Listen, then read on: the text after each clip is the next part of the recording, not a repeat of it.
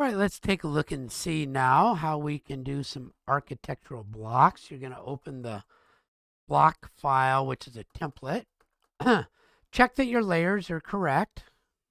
They're looking okay. And then let's go ahead and get started with a door block. I'm going to show you how to create a door block. Remember that a block is something that you can use over and over again with the insert command, and you can make your own. And once you've got a couple of them made, you'll put one on each wall. And I'm also going to get to show you the stretch command while we do it. So I want 130, 36, and 48. So here we go. I've opened up my template, and I see that there's 3 walls sitting here for me to use. That'll be just fine. So let me do a door. The first thing I'll do is I'll make sure I'm on my door layer and that my properties are correct. It looks like it is. And so let's go ahead and do a door. I'm going to do one that's 24 inches. And to make it fit on this wall, that's an offset of 5.5.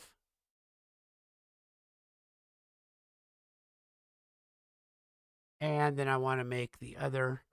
You don't have to make these ends on the doors, but I find that it's good. And then the inside, and this is just a schematic. This isn't actually how a door is made.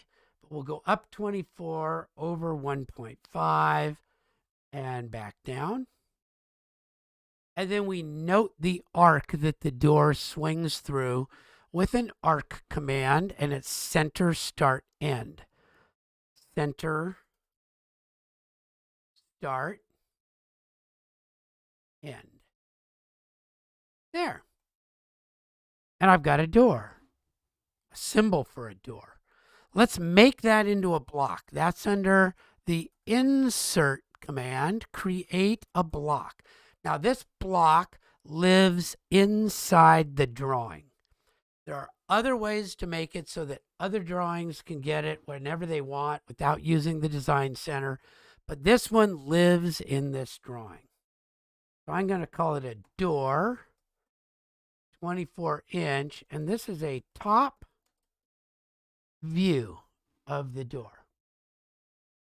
And so I'm going to pick this midpoint. Shift right click brings up my list. When I click it in, it's going to go right there. Okay. And then I'm going to select my objects. Now, often I can turn it into a block, but I'm going to retain them. Click.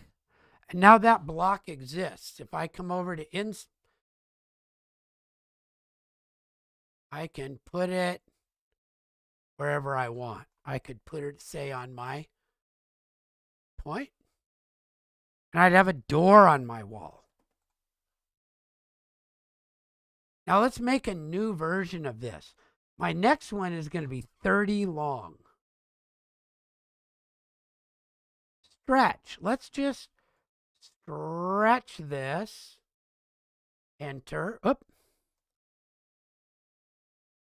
Stretch. And then I got to pick the objects and look. When I go like this, it'll kind of lock down that right fence and let me pull the rest of it sideways. So I'm going to start here and pull it 6 inches to this. Oop, I didn't go straight. I'm just being very sloppy here. Stretch.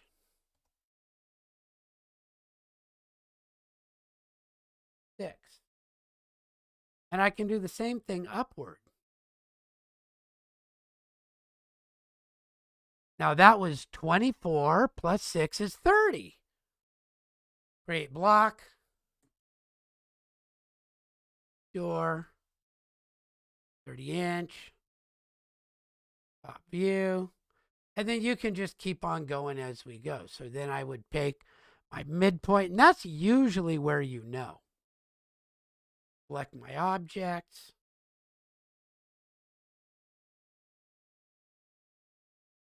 And now you can see I've got a 24 and a 30. There it is. So you could do your 36 and your 48 in the same manner. So that's how to do your doors. And you'll put one of each door somewhere on this wall. Let's do a window now. Windows. So the edge of my window is 5.5 tall. And then I'm going to offset it however much I'm supposed to go. There's a 36. Let me do a 30-inch window just so that you can see. I'm going to offset 30. Draw my window. And we're going to do a very simple window. I'm going to draw from the midpoint of here, straight across. And then I'm going to do an offset as if it was a triple pane. So I'm going to offset about, I'll go 0.25. There. That's going to be my window. My insert tab, create a block. Window.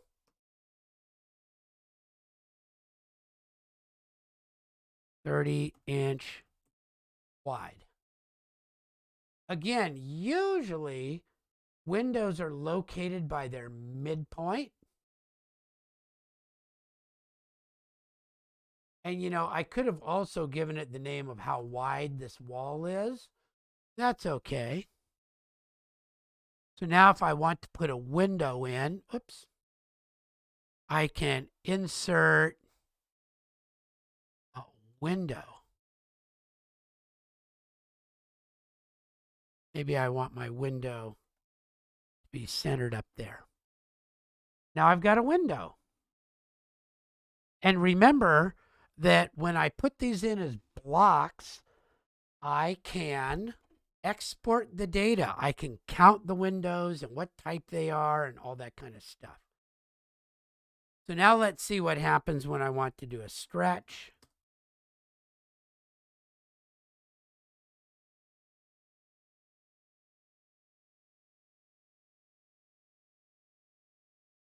This way, maybe 6. Now I've got a 36 and I could make that one.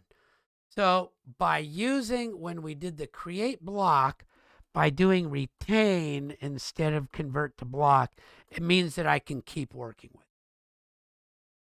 it. Okay, there you go. And then the last thing to do is put one door on each wall and one window on each wall. Okay, there you go. That's your plate 6.3.1, which is your architectural block file.